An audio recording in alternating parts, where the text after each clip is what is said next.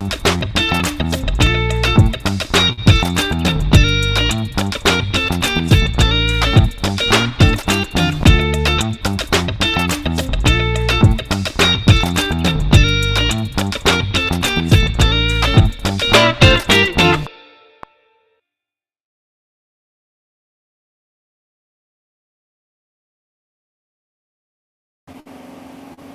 up with the what's up, people? You already know what it is. The Angry Taz Show. Live from the shop, right here in the heart of North Philly. And you know what we about to do for the next 45 minutes. Talk our shit, talk that sports shit, and basically update you on what's going on in the sports world. And we might throw in a little bit of, you know, some little angry talk because something is peeved me, something is on my mind. So without further ado, let me get right into it. We had the Eagles training camp spiced up yesterday, man, with the scrimmage against the Patriots. Most of you, I'm sure, have seen the footages that are out by now, and it's sad, man. It's sad because at the end of the day, you got some of these guys and these reporters already doing the dumb shit, reporting like it's the biggest game of the season, or this is the most important practice to ever. Like it's just basic preseason practice. It's preseason practice that no one at this stage of the NFL football season should get hyped over. It's just a bunch of guys getting reps in, getting their bodies built up, getting the strength back to try to be able to go 18 games this season. Nothing more, nothing less. Working on packages that they may or may not use during the season. So you can take this shit with a grain of salt. But yet and still, again, the rage baiters that they are, the Philadelphia media, and I've been thinking about this all yesterday, the rage baiters that they are, which they already got me, they rage bait me every time because I can't stand it. Someone has to speak out on it. Because it's asinine. It's like they do clickbait shit.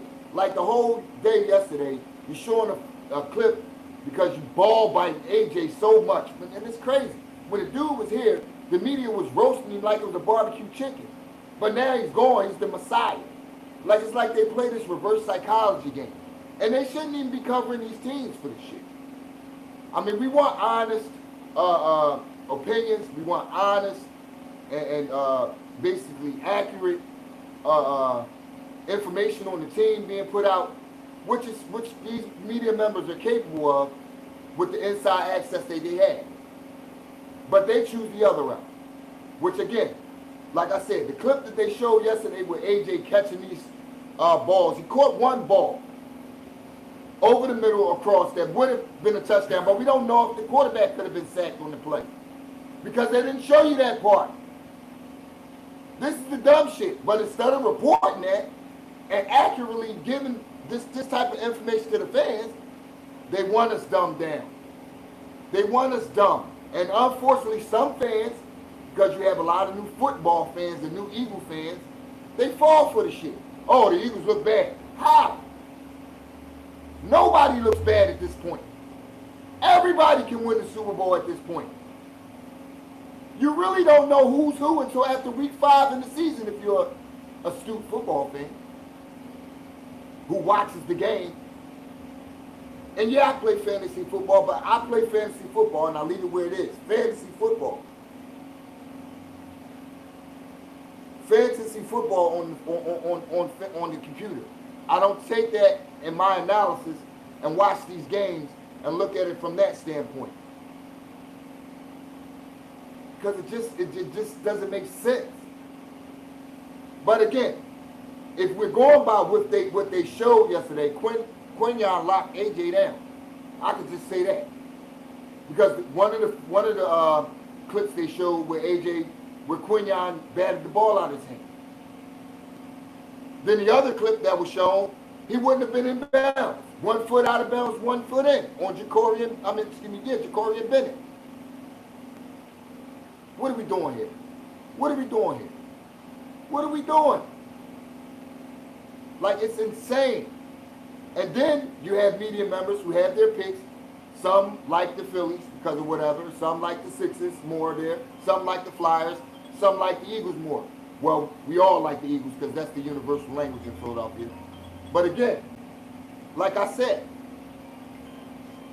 you can't have media in this city reporting like this because you miseducate and you misinform fans and you have panic buttons being pushed that shouldn't be pushed.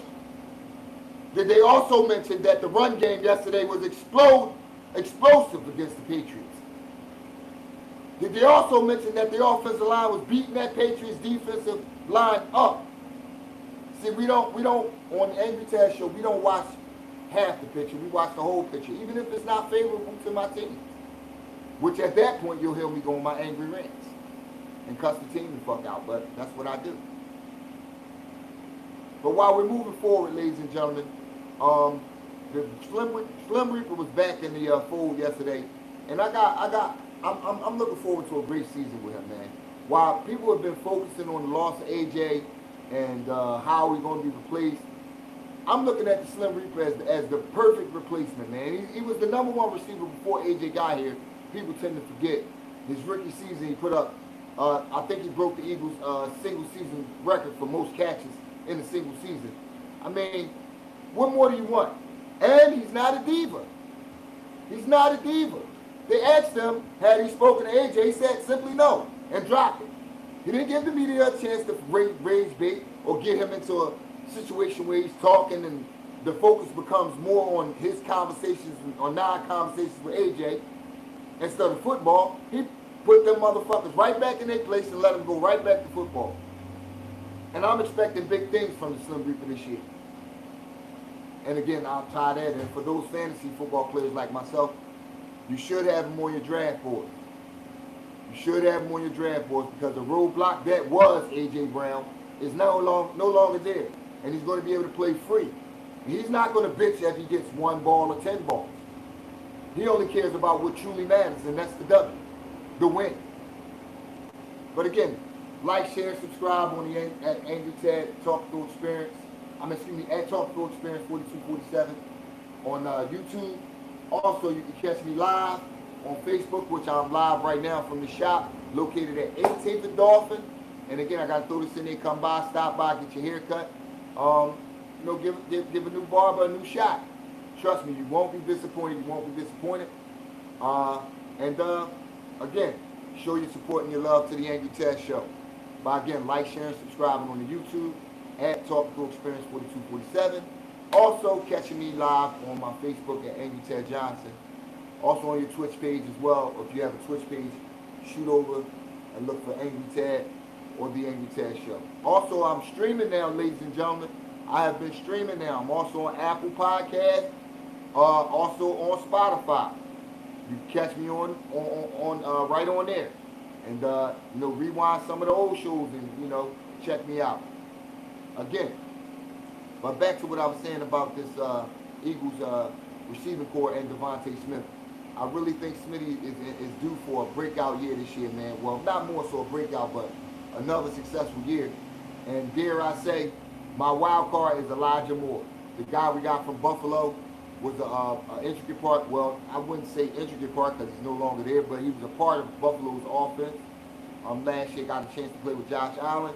Now he has a chance to play with another all-star quarterback in Jalen Hurts. And from what I'm reading and seeing from the clips and also doing my own research from other trusted podcasts that talk the same way I talk as far as accuracy and as far as reporting on the Eagles, like the Philly Mikes, shout out to the Philly Mikes, and also the Lord Brunson, shout out to him.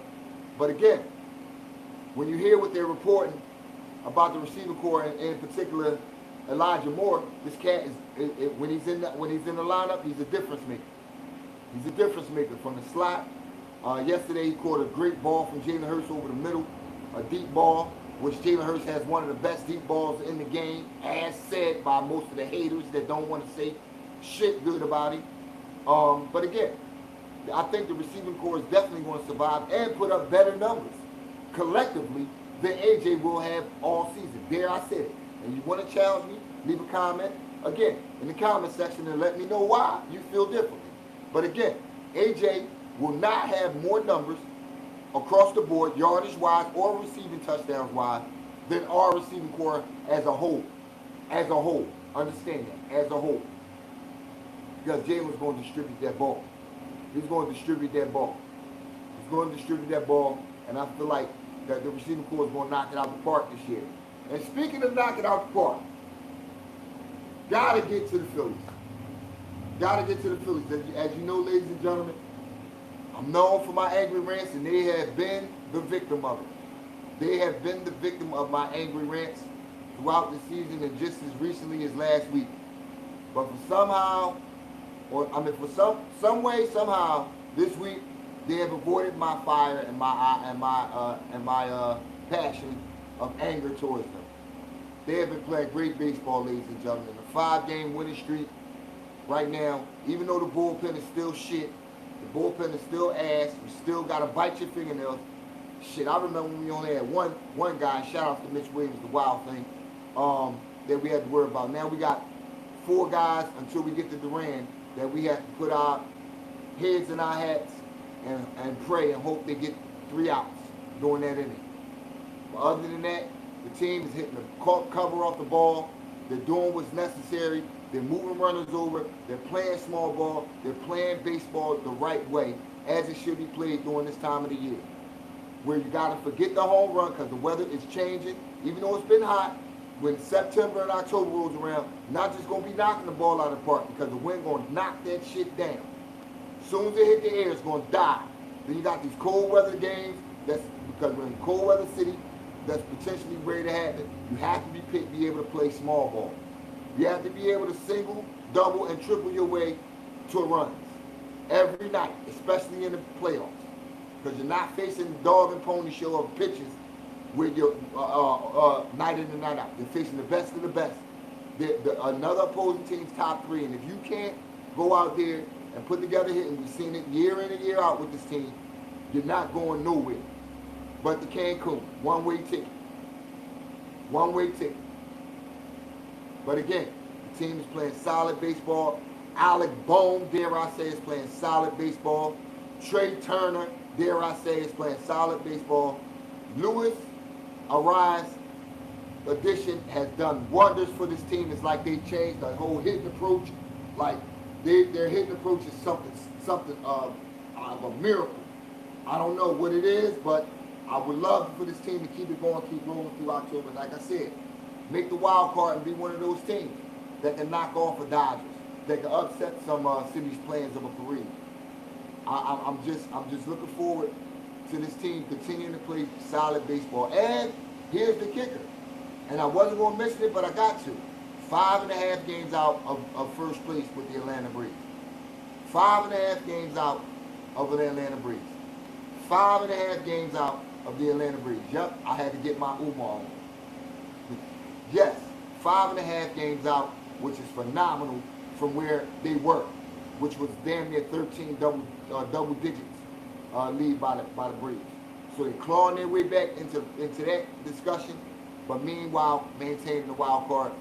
And I got to give a big shout out to them, man. In fact, y'all got me thinking about buying some playoff tickets. You might earn my trust back. Like I said, on some build you up to let me down shit, but it's what we go through as a Philadelphia fan. What can I say? It's in my veins. But again, ladies and gentlemen, shouts to the Phillies. They're doing their thing. And before I forget, I must say that the manager that of discussion, Alex Cora, that they're right now discussing who they might bring on board. If I'm the Phillies, I'm leaving well enough alone. I'm not even, if the guy turned the job down, why would you even go back at him for a second try? If you didn't want to do it this year, what makes you think his motivation is going to be higher to do it next year? What changed from you getting fired and still wanting to manage to being hired or potentially being hired by Philadelphia and us having to pivot to Donnie Baseball with Don Madden?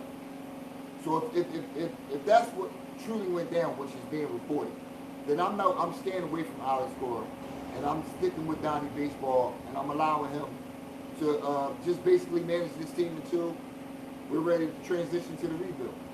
Because unfortunately, these guys are getting old, and it's going to be time to turn the team over to guys like Crawford and guys like my man that's hurt right now, Aiden Miller, and guys like that, and the young pitching core with in his prime, Sanchez, Luzardo, and then you're bringing up Gage Wood, guys like that. It's going to be eventually time to do that. So you have to stick. I'm believing that sticking with Manley, he gets a chance to kind of see Crawford through right now, which in his young career, he's going to need a manager that has experience, that's going to be able to teach him, the ways of a professional, and not allow him to creep in those bad habits. Because let's face it, man, if you get a young player and you don't teach him early, there's a chance that he's going to be ruined by the time he reaches his prime, and he'll never reach his fullest potential. Hence, going right into the Sixers. You hear AI say it all the time, even though he's in my eyes one of the greatest Sixers to ever lace him. If he had truly listened to Larry Brown, there's no telling. We've been talking about him up there with the realms of Mike, even though he's still up there, as far as I'm concerned, in the realms of a conversation with Mike, Kobe, and the rest of those cats. But again, he said it himself. The man said it in plenty of interviews. Had he truly embraced Larry Brown's philosophies of playing the right way and really took in that basketball knowledge, there's no telling how much more he could have accomplished in his career. But being as though that's being said, shout out to AI, he's still a Hall of Famer. And still Philadelphia's favorite son and Philadelphia's favorite basketball player. The best one to do it in my book, again, like I said. But again, speaking of the Sixers, I got to talk about it. The videos are out there. We see King James, we see Tyrese, we see Jaylen Brown. We see them working out. We see them doing their thing. And ladies and gentlemen, I got to say this right now. All the talk about the chemistry and all that shit, it's all talk. It's all bullshit, because the chemistry is being established right now. And like I told you in previous episodes, and I'll harp on it until I can't harp on it no more. You build team chemistry in the offseason. You build team chemistry by being around each other and really getting to know each other on and off the basketball court, or on and off the court, or whatever you play. You build that chemistry. Because, like I said, when you have an appreciation, or you know the person that you're playing next to, you tend to go 10 times harder. You tend to not want to let your brother, or in this case, because women playing sports too, your sister down in those moments when you go into battle, when you're trying not to lose, when you're playing for something. So when I see pictures like that, what I'm seeing is LeBron bringing over, and yes, that's not to say these guys didn't have it before, but having that voice, where Tyrese Maxey had that voice, didn't have that voice where he was showing in action. But that voice and in action is able to get an MD or Jaylen Brown's attention. So where they like, you know what? Let's work out together. Let's play in these tricks. Before we get, so right when we get to training camp, we're not coming in new knowing what we are, knowing our capabilities, knowing our strengths and weaknesses, what we like in a certain set. We've already discussed certain actions we want to do and use where focuses on and highlights our strengths. We already know how we want to play defense off of each other and how we want to cover for each other defensively. Because I know what you're thinking on this play, and I'm thinking. All this is being established right now. All this being established right now. And if you disagree with me, you have to tell me why. Because I'm going to come back on the show, I'm going to shout your name out, and I'm going to answer you. I'm going to rebuttal you. So if you disagree with what I'm saying, especially in regards to LeBron, and how he's molding and putting his imprint on his team just by what he does in the offseason. And dare I say, he shares some of those tips and secrets with indeed Maxey and the rest of these guys about how to keep your body in tone. About, because I believe NBA players spend money to keep themselves in shape. The smart ones do. But I'm just saying, on how to spend and who to go to. See, these are the important things that you have to get from guys like LeBron, the Jordans, and the Kobe's of the world. the inner secrets that they don't give out that gives them the competitive edge when they go out on their court night in and night out. And that also works in real life too, ladies and gentlemen. Whether you're in business, whether you're in just any everyday activity, it's always competition. It's always competition. It's always competition. And speaking of competitiveness and competitive spirit, I like to shout out, again, I always go back to this. I got to shout out a lot of the guys from back in the day who really, and this is what I'm going to get into, I want to talk about, because I'll be remiss if I didn't talk about the old hood, and what the impact of sports and basketball, which we just got off of professional basketball, in our neighborhood. And I got to thinking about it and the guys that participated in it and how it molded them and shaped them in their later on careers in life. And I also thought about the things of the entrepreneurship that it kind of was teaching us back then. When you had people like, Fat Dad, and that's not a derogatory term because that's what she was known by in the hood, with her stands that she had, the candy, the water ice, the cheese pretzels, you know what I'm saying, which is a Philly staple. But guess what? In the hood, that was the Fat Dad cheese pretzel was a staple. You know what I'm saying? The entrepreneurship, the No-No burger, the Uncle No-No burger, that those guys that used to come out there and we would patronize them. Do you imagine and think about how much the black dollar was being spent on black people back in those days? And all this was brought upon by sports, by basketball, by captivating not only that neighborhood but a city. And this needs to be brought back, and I'm a harp on it. I mean, I know it's some leagues out here, and you keep doing your thing. You know what I mean? They're out here and they're shining. You got the older gentleman leagues, and I would like to interview some of those guys, so y'all can promote them, so y'all can get that word out. And you can come on the show, and like I said, we talk. This is real talk. This ain't no bullshit. It's unscripted, and we promote positivity, and especially when it comes to the community I grew up in, trying to give back and trying to see stuff like that. And I'm a sportsman, so that's near and dear. Like, we need that, especially for our youth. We got to catch them early. Catch them early, like y'all did us, like the Toddies, the Generals, who I remember these guys. You know what I'm saying? The Kurt Reeves. I remember these guys. You know what I'm saying? These guys were like our neighborhood heroes. The Ups, even though he don't like to be mentioned. But yes, his entrepreneurial shit, his words of wisdom, the term young bull, and really having your young bull back. All this was brought about because we were able to meet on 15th and Susquehanna. And we had one common thing in common. Basketball, sports, competitive spirit. And yeah, I'm mentioning these guys because one day they're gonna grace me and bless me with coming on the show and letting us know what they're about nowadays. And I'm sure it's something positive and they're doing and giving back to the community.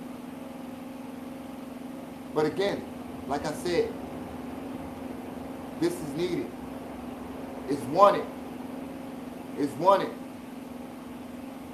And until it's done, I'm going to keep mentioning it, I'm going to keep saying it, I'm going to keep being an advocate for it. Again, this is a show for the people, by the people, you know what I'm saying? Sports-based, but we also talk life shit on here too. And again, we coming back again Tuesday, y'all.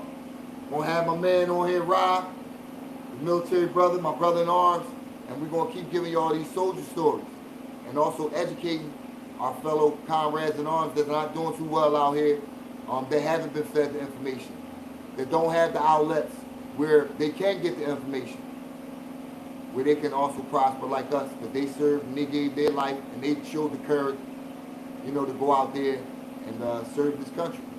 And a lot of y'all might not think that's a big deal, but guess what?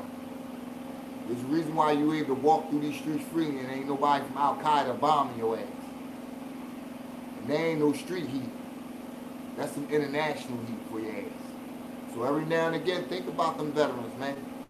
Pull one to the side, show them some love, even if they hurt. You know what I mean? You might not want to, you ain't got to embrace them with no cash flow, but embrace them with a word of encouragement. It's well needed. But with that being said, I'm going to get on out of here, ladies and gentlemen. I appreciate you tuning in. Appreciate the love. Appreciate the respect that's given by the old heads who tune in. Appreciate your comments. Whether you agree or disagree, keep them coming. We appreciate the participation. And again, like I always say, show love to somebody and show love to you. Holla at your boy. It's been real. One.